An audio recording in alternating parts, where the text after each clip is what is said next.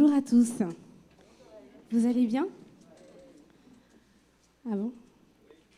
Ah oui, il y a plus de conviction. Je me suis dit, il y en a quelques-uns, oui. Moi aussi, je vais bien. Quelle grâce d'être ensemble, n'est-ce pas? On va louer le Seigneur ce matin. On va l'adorer pour ce qu'il est. Et ce matin, on va déclarer que c'est lui le seul Dieu, que c'est notre Père. Amen. On peut peut-être se lever pour ceux qui peuvent.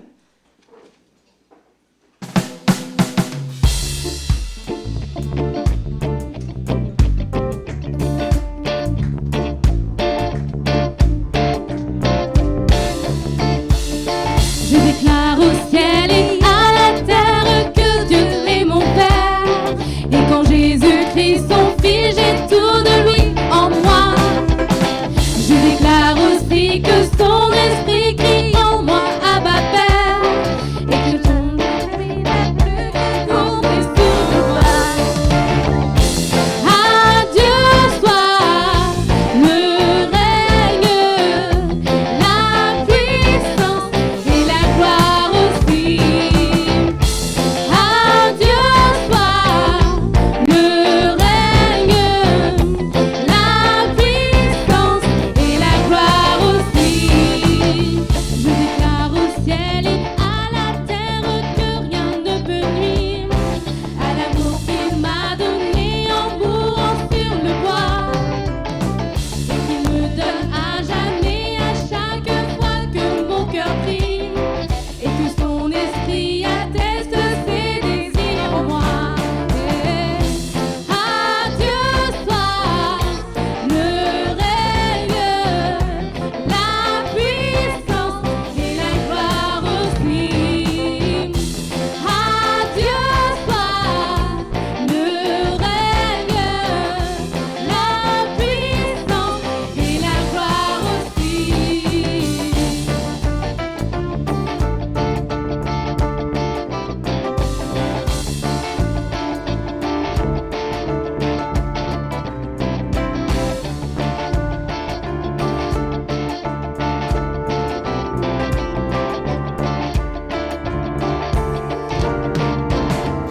À Dieu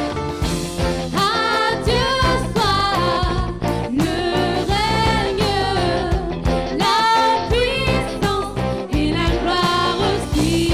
À Dieu soit le règne, la puissance et la gloire aussi, et la gloire aussi.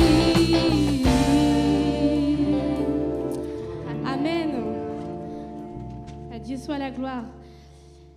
Et ce matin, nous voulons aussi bénir le Seigneur, bénir vraiment ces instants, demander au Seigneur qu'il bénisse ces instants, et vraiment de pouvoir dire bénis Dieu, ô mon âme, vraiment.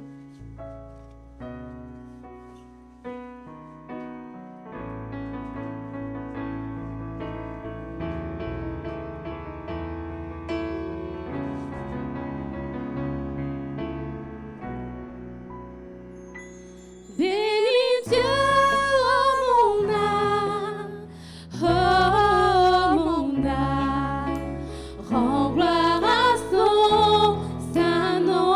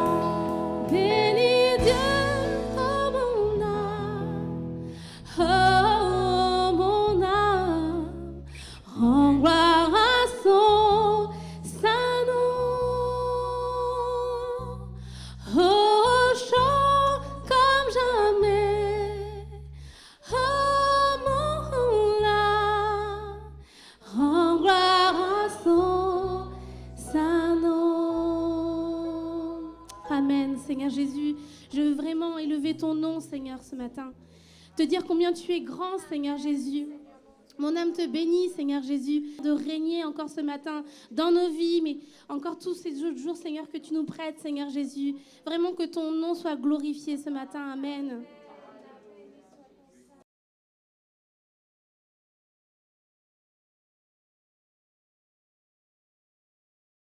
Amen. Bonjour à chacun, nous sommes heureux de nous retrouver jour après jour, dimanche après dimanche, tous ensemble sous le regard du Seigneur. Alors, comme vous le savez, ce mois-ci, nous abordons le fruit de l'esprit qui est la douceur. Et j'avais envie de parler. Oh, il y a tout. Ah mince, j'ai pas mis de. Ça fait rien. Ça s'affichera en entier, c'est pas grave. Je voulais parler avec vous de la douceur de vivre. La douceur de vivre. Ça, c'est une expression qui est souvent associée à une qualité de vie. On va parler d'une région ou d'une ville où il fait bon vivre. Et quelquefois, cette expression, elle va être aussi associée à l'ambiance qui règne dans une maison, au sein d'une famille. Alors, je me suis posé la question de savoir quels sont les facteurs qui favorisent cette douceur de vivre. Et puis, est-ce qu'il y a des lieux qui sont plus propices que d'autres à cet égard? Et bien sûr, on va voir ça par rapport à ce que nous dit la Bible. On regarde ce que nous dit la Bible. Alors, on est, comme je vous le disais, on est dans l'étude du fruit de l'esprit. Et il est certain que nous pourrons faciliter cette douceur de vivre si nous-mêmes, nous sommes porteurs de cette douceur, si nous vivons avec cette douceur, si nous la partageons autour de nous, comme nous le demande aussi l'apôtre Paul. Le fruit de l'esprit, c'est l'amour, la joie, la paix, etc., donc la douceur. Alors, le premier point sera la douceur de vivre. Donc, on va voir la douceur de vivre dans nos maisons, dans nos campagnes ou dans nos villes. Tu peux passer à la suivante. Alors, la douceur de vivre dans nos maisons. Vous verrez que j'ai pris l'exemple de la vie de Marie et Joseph. C'est une famille particulière.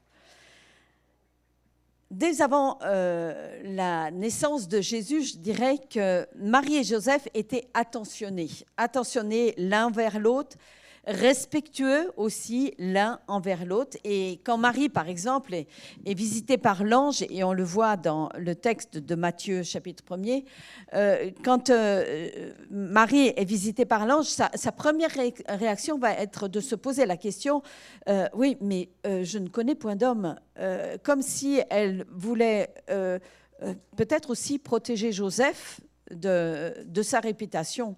De la même manière, quand Joseph va être averti par l'ange que Marie attend bien un enfant, sa première réaction, pour la protéger, il voulait se séparer. Son désir, c'était de protéger Marie, de protéger sa réputation, etc.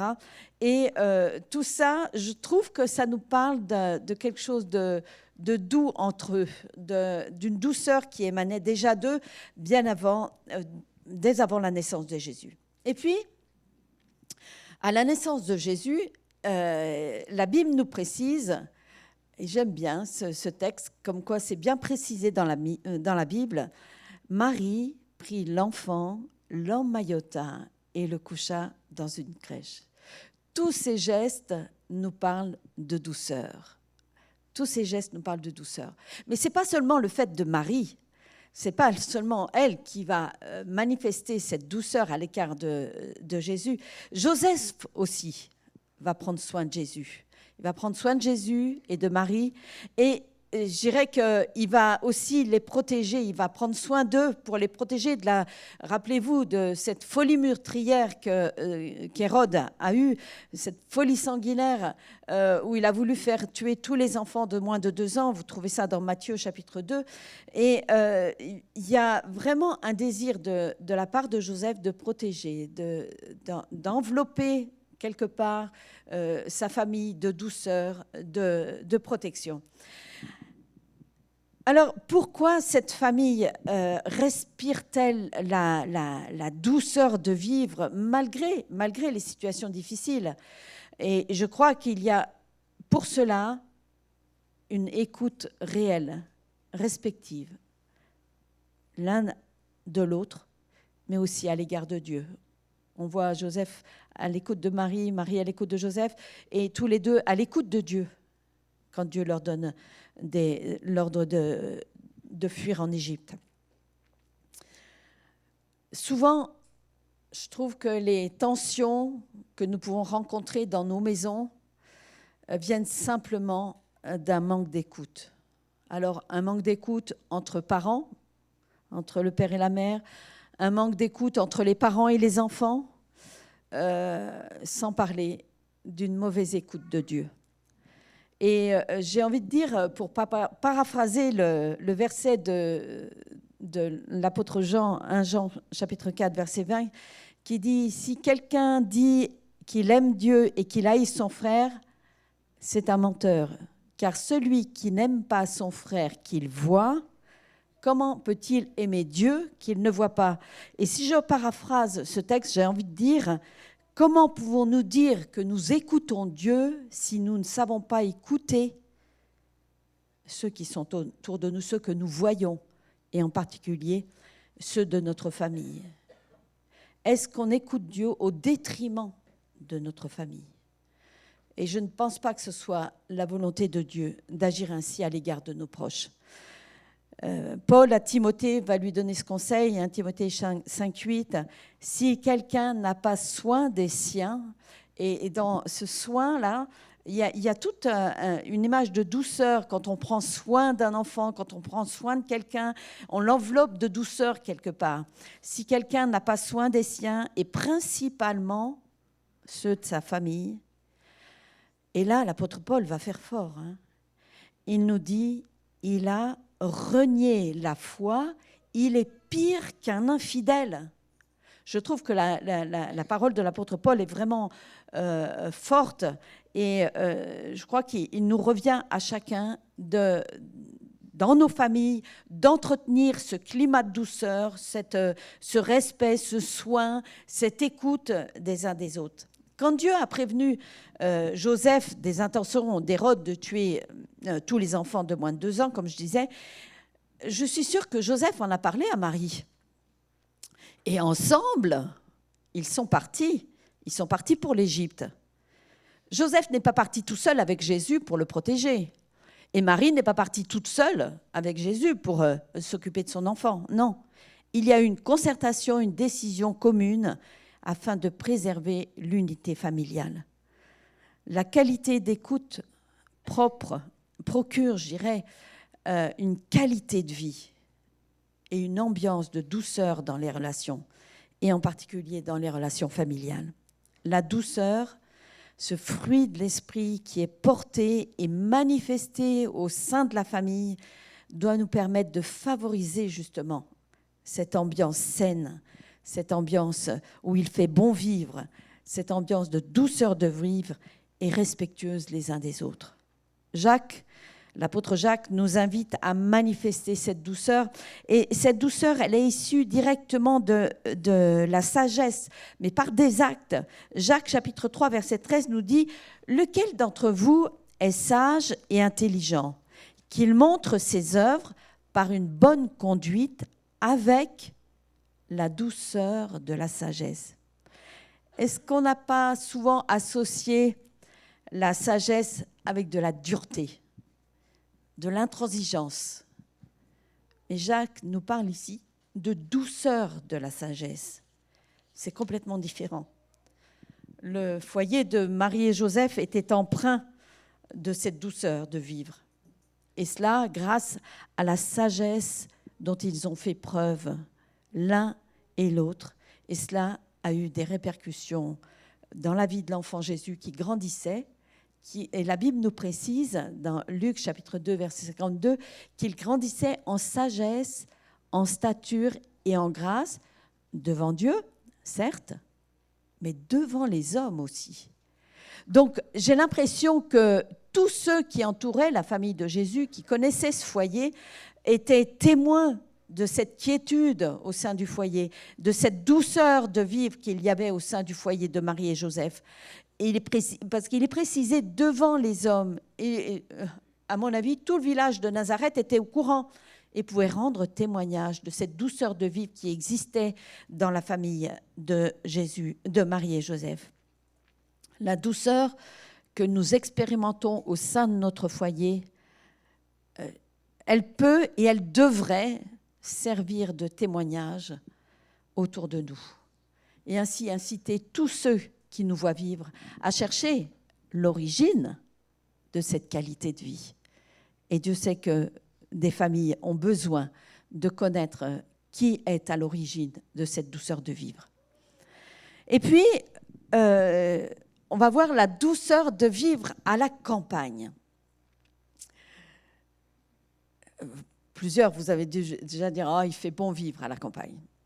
Dans les années 70, là, il y a eu de la part de beaucoup un retour à la terre.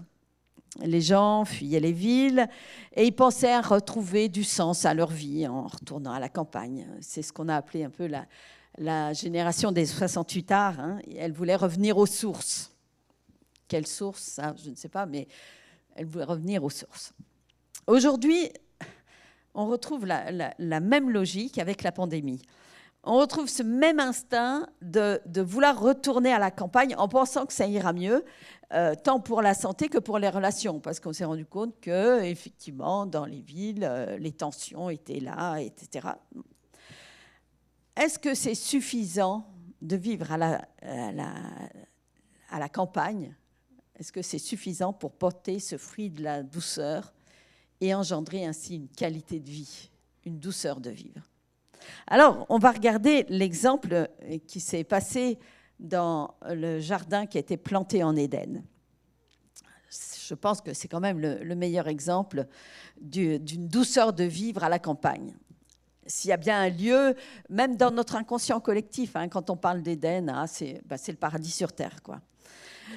C'est devenu une expression courante et pour parler d'un endroit où il fait bon vivre, c'est mon pays d'Éden, hein, voilà. Mais ce pays d'Éden, c'était un pays, d'après la signification du mot Éden, ça signifie délice, plaisir. Donc ce pays d'Éden, c'était vraiment un pays où il faisait bon vivre. Comment est-ce que cela se manifestait dans ce jardin, dans la vie de ce jardin? Comment voyons-nous cette expression de douceur dans la vie du jardin? Déjà, quand Dieu a préparé le jardin, en vue d'y mettre Adam, parce que c'est quand même Dieu qui a fait tous les préparatifs, hein, il a pris soin d'y planter des arbres d'aspect agréable et bon à manger. Ça nous est précisé dans Genèse chapitre 2, versets 8 et 9. Et je pense que ces fruits de bonté, c'est bon, de beauté, et je rajouterais de vérité, dont j'avais parlé la dernière fois, bonté, beauté, vérité, sont déjà présents dans ce jardin harmonieux. Ce jardin n'est pas situé n'importe où et n'a pas été construit n'importe comment. Dieu avait prévu son alimentation en eau. Et on sait que sans eau, la vie n'est pas possible sur Terre. L'eau qui traversait le jardin, si on regarde bien le texte de Genèse chapitre 2, versets 11 à 14, on se rend compte que l'eau qui traversait le jardin n'était pas seulement pour le jardin, mais qu'elle en sortait, ce fleuve en sortait en 4 bras et qu'il allait alimenter 4 pays. Quelquefois, malheureusement, l'eau qui traverse nos vies ressemble à un torrent un peu impétueux et ça bouleverse tout. Et alors, bon, pour d'autres, le fleuve, leur vie, c'est un long fleuve tranquille. Et on peut penser qu'il y a une douceur de vivre. Mais là, dans le jardin qui est situé en Éden, le fleuve donc sort du jardin, il sort d'Éden pour rentrer dans le jardin et repartir en 4 bras pour arroser 4 régions, comme je disais. Et donc, il avait pour but d'étendre la bénédiction et de la multiplier par 4 au-delà des limites du jardin. Puisqu'il y a 4 régions qui sont nommées, Havila, Couche, l'est de la Syrie et la Syrie avec l'Euphrate. Malheureusement, Adam et Ève ont été chassés du jardin et ont perdu la bénédiction de ce fleuve pour eux, mais aussi pour toute l'humanité qui était autour. Ils n'ont pas pu procurer cette quadruple bénédiction, mais ils ont dû supporter une triple malédiction qui a été prononcée sur le serpent, sur le sol et sur eux-mêmes. Quel est le fleuve qui traverse notre vie ? Et je dirais, quelle région va en bénéficier ? Nous sommes une église, je dirais, multinationale. Il y a plusieurs nationalités dans nos rassemblements. Et la bénédiction que nous recevons ici va-t-elle arroser nos régions, toutes nos régions, aussi différentes soient-elles ? Si nous bénéficions ici d'une douceur de vivre telle qu'en Éden, que cela apporte-t-il ? Qu'est-ce que ça rapporte à notre pays ou notre région d'origine ? Cette bénédiction, est-ce qu'elle va se multiplier par 4 au profit de ceux qui sont proches, ceux qui nous sont proches, comme de ceux qui sont au loin ? Si on a l'impression que notre qualité de vie est semblable à celle qu'on pourrait trouver à la campagne, est-ce qu'on fait profiter de cette douceur autour de nous en portant encore et encore plus de fruits, de ce fruit de la douceur tellement, tellement utile dans nos relations. Et puis, on arrive à la douceur de vivre en ville. Certaines villes ont été qualifiées de villes où il fait bon vivre. Et je pense que nous avons une ville dans la Bible qui est vraiment le symbole d'une ville où il fait bon vivre. C'est la ville de la Jérusalem céleste. Alors, qu'est-ce qui caractérise une ville ? J'ai trouvé un article de sociologie qui nous disait que alors, la ville, en tant que construction, si vous voulez, c'est le résultat d'une diversité sociale, et c'est ça qui va créer un mode de vie urbain. Contrairement au village qui, lui, à l'origine, est considéré comme une unité sociale dans le sens où il ne regroupe, par exemple, que des paysans, des gens qui travaillent la terre. Donc, le village était caractérisé, à l'origine, par des gens qui travaillaient la terre, donc ils étaient tous de même catégorie sociale, si vous voulez, alors que la ville était caractérisée par cette diversité sociale. La ville, cet article nous dit que la ville, c'est une agglomération de personnes de toute origine sociale, économique et ethnique. Et je me suis dit, mais la Jérusalem céleste, est-ce qu'elle n'est pas un peu comme ça ? Quand dans Apocalypse, chapitre 7, versets 9 à 10, il nous est dit, Jean voit le ciel ouvert et il dit, je regardais et voici, il y avait une grande foule que personne ne pouvait compter, de toute nation, de toute tribu, de tout peuple et de toute langue.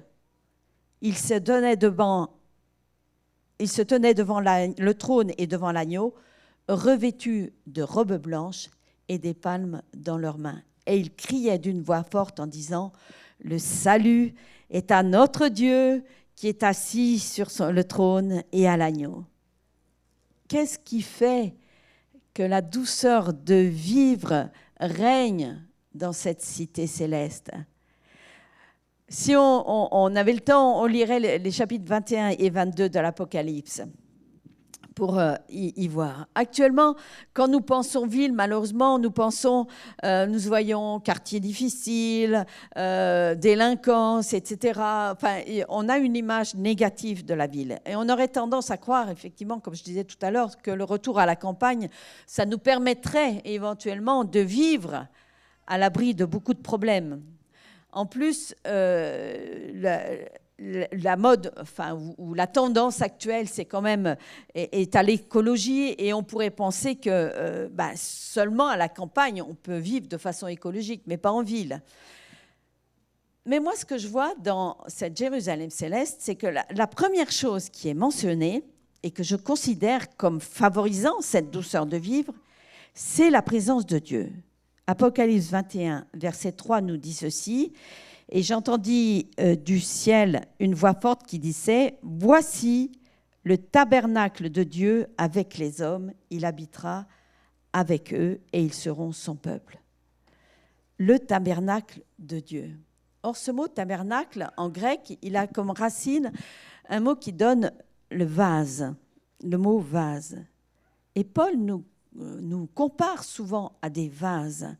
2 Corinthiens, par exemple, chapitre 4, verset 7, nous dit ceci. « Nous portons ce trésor dans des vases de terre, afin que cette grande puissance soit attribuée à Dieu et non pas à nous. » Et 1 Thessaloniciens 4, 4 nous dit ceci. « C'est que chacun de vous sache posséder son corps, son vase, dans la sainteté et l'honnêteté. » Cette présence de Dieu, elle est manifestée par la présence de tous ceux qui ont été rachetés et lavés par la vie de Jésus qui coule en eux.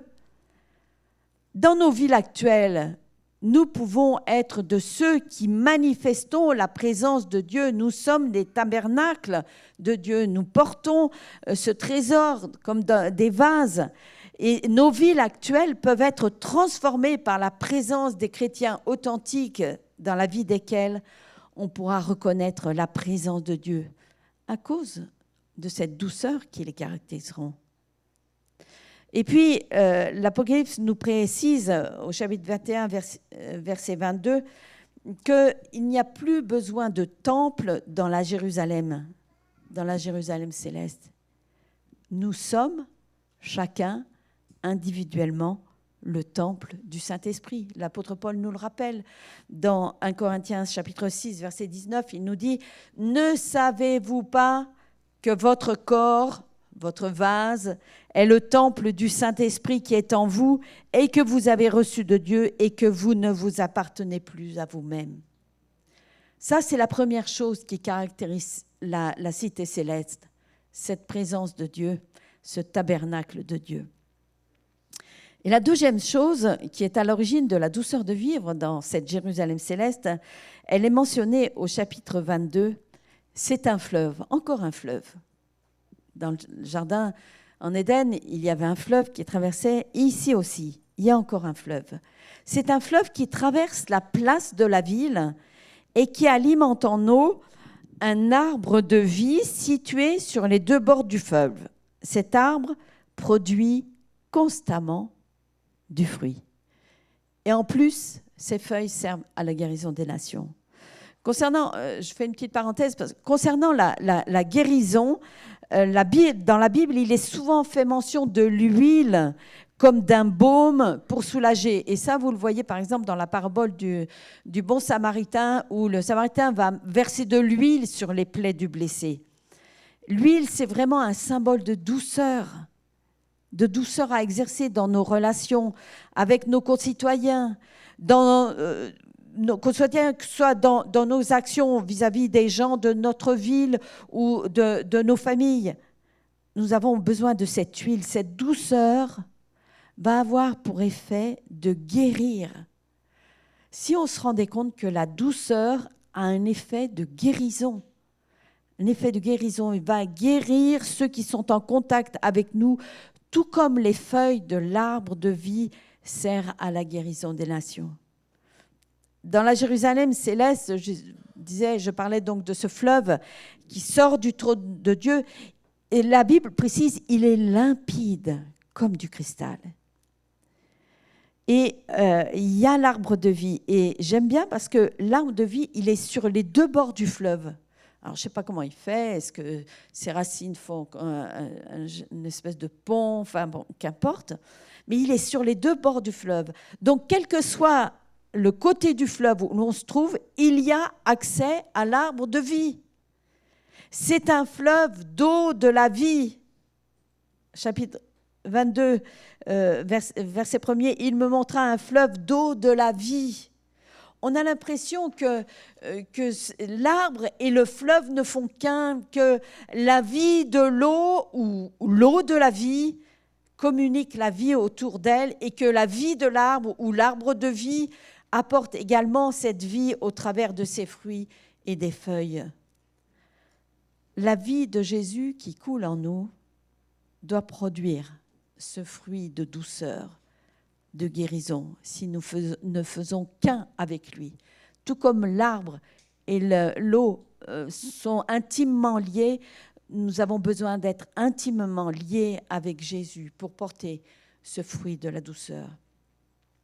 On a l'impression qu'ils sont indissociables. L'arbre, le fleuve, ils produisent des fruits tout au long de l'année. Il y a plus de... Quelles que soient les saisons, quelles que soient les situations, cet arbre produit des fruits constamment. En plus, donc, je disais, trois choses caractérisent favorisent cette douceur de vivre. La troisième chose, c'est ce qui se rapporterait à l'écologie pour moi. Dans Apocalypse chapitre 21, verset 23, il nous est précisé « La ville n'a besoin ni de soleil ni de la lune pour l'éclairer. » Il n'y a plus besoin d'usines, de centrales électriques, de trucs à effet de serre, là, de gaz à effet de serre qui pourraient s'échapper et polluer. Non, la ville n'a besoin ni du soleil ni de la lune pour l'éclairer, car la gloire de Dieu l'éclaire, et l'agneau est son flambeau.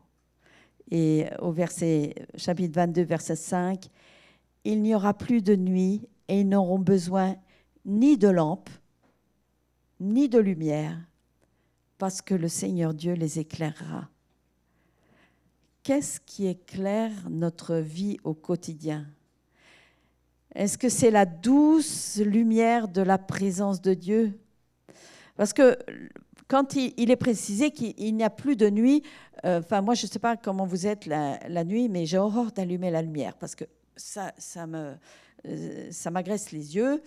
Donc je vais à tâtons quand je dois me lever, etc. Bon, ce n'est pas très pratique. Mais dans la Jérusalem céleste, il n'y a plus de nuit. Et je suis sûre que même s'il y a des temps où la luminosité baisse, on y voit toujours, parce que la gloire de Dieu est là, parce que Dieu est présent. Qu'est-ce qui éclaire notre vie au quotidien ? Est-ce que c'est cette douce lumière de la présence de Dieu ? Ou bien y a-t-il des éclairs de tensions orageuses que nous provoquons par nos comportements ?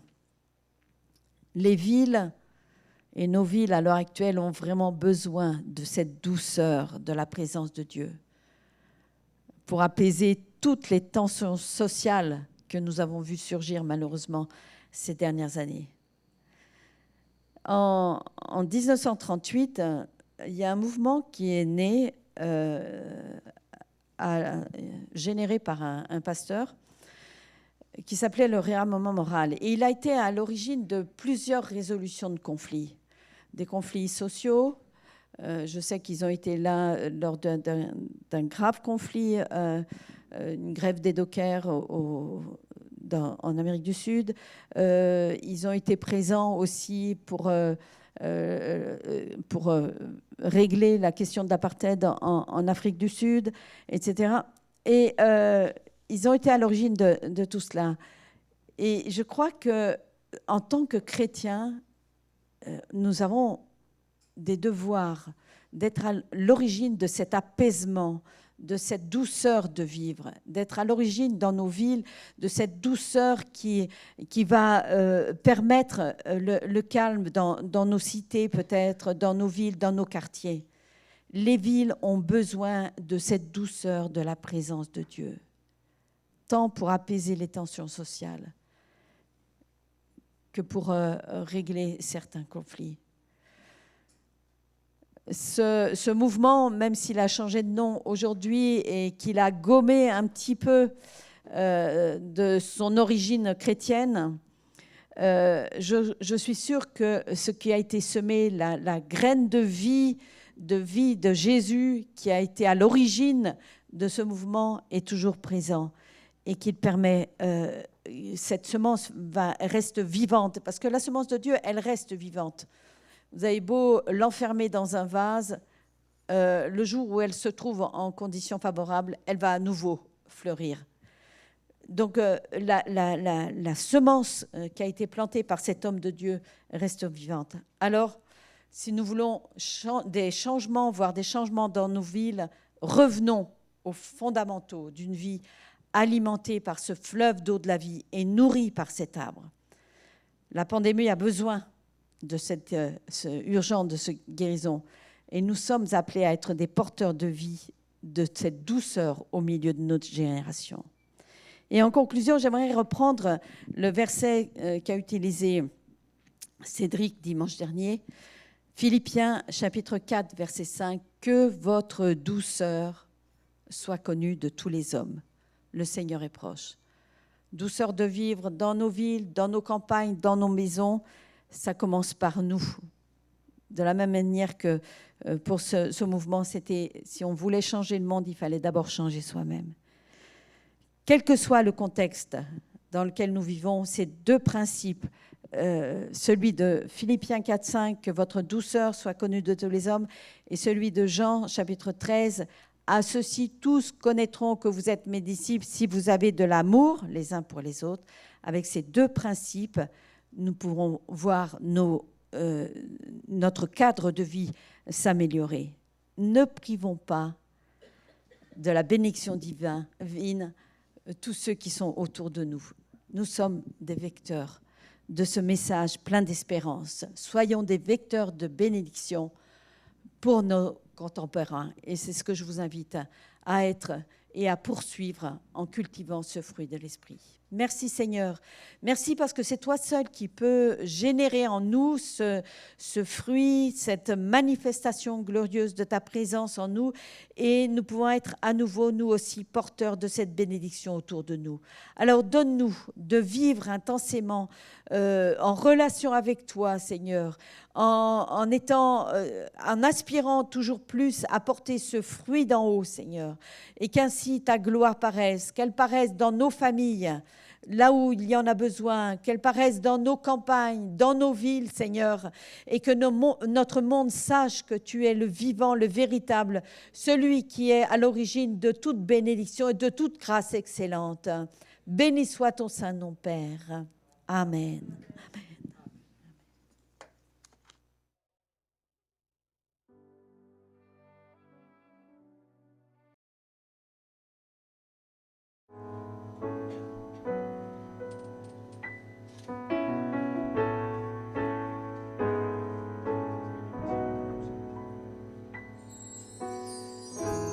Seigneur, tu me cherches, tu me connais. Et si je t'oubliais, je sais que tu m'aimes.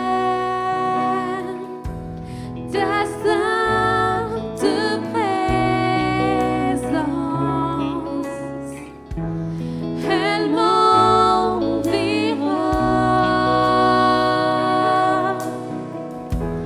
À chaque moment,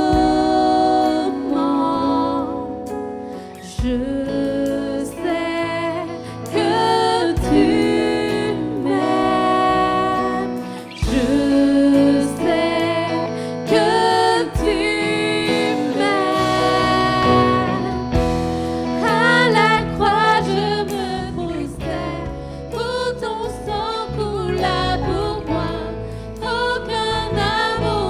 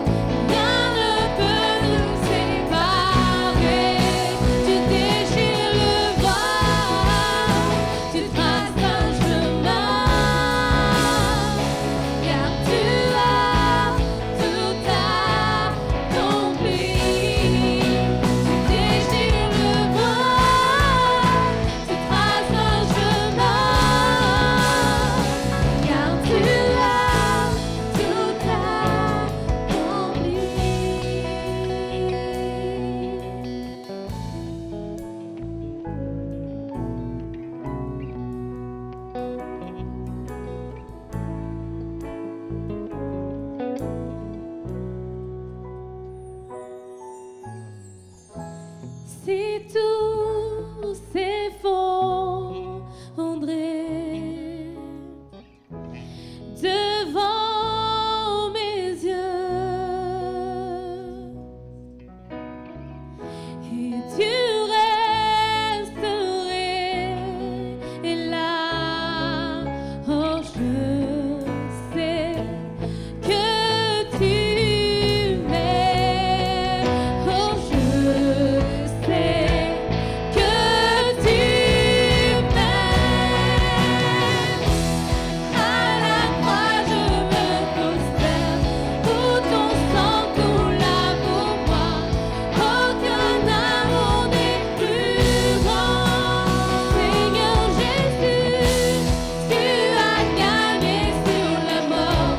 Ta gloire remplit les eaux. Rien ne peut nous séparer.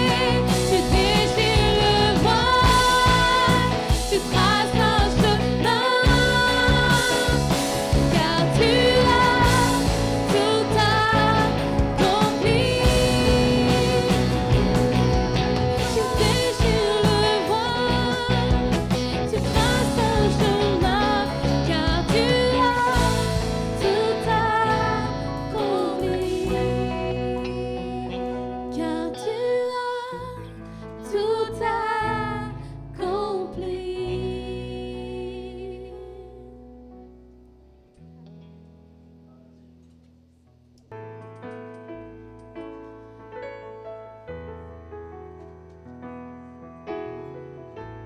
Nous voulons vraiment que le Seigneur puisse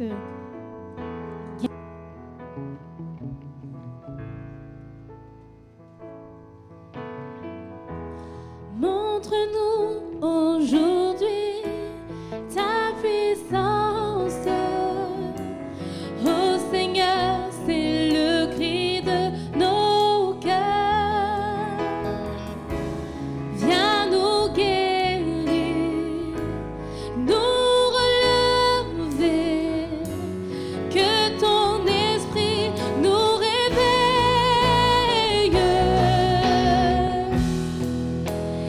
Guéris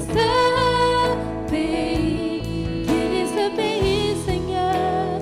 Guéris ce pays. Oh, répands sur lui ton Esprit Saint. Ton esprit, tel un flot, se rapproche, prêt à recouvrir tout ce pays, pour instaurer ta justice. Oh Seigneur, viens nous réveiller. Guéris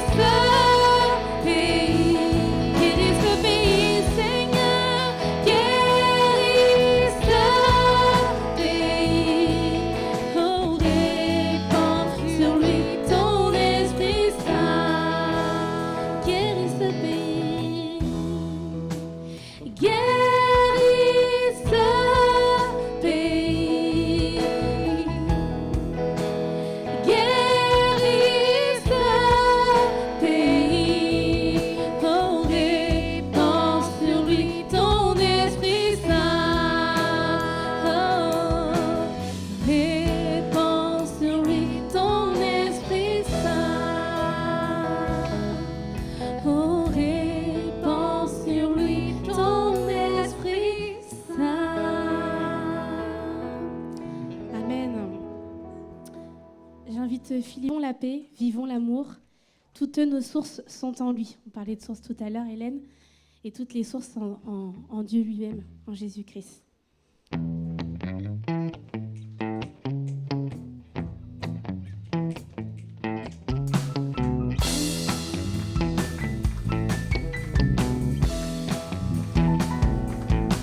Nous élevons le nom qui sauve, le nom tout-puissant de Jésus.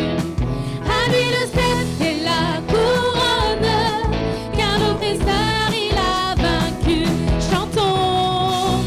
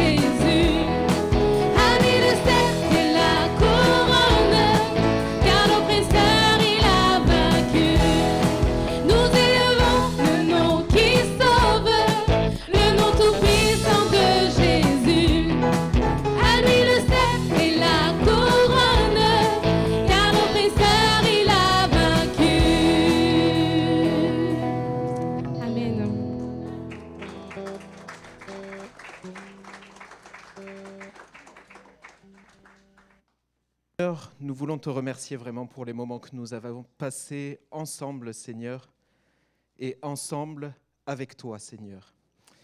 Merci pour cette belle journée, Seigneur, que tu nous offres et qui n'est pas finie, Seigneur, qui est une journée de bénédiction, Seigneur. Tu nous raccompagnes chacun dans nos foyers, Seigneur, et tu nous raccompagnes pendant toute cette semaine. Merci pour tes bénédictions, celles que tu nous prépares et que nous savons nombreuses. Merci, Seigneur. Amen.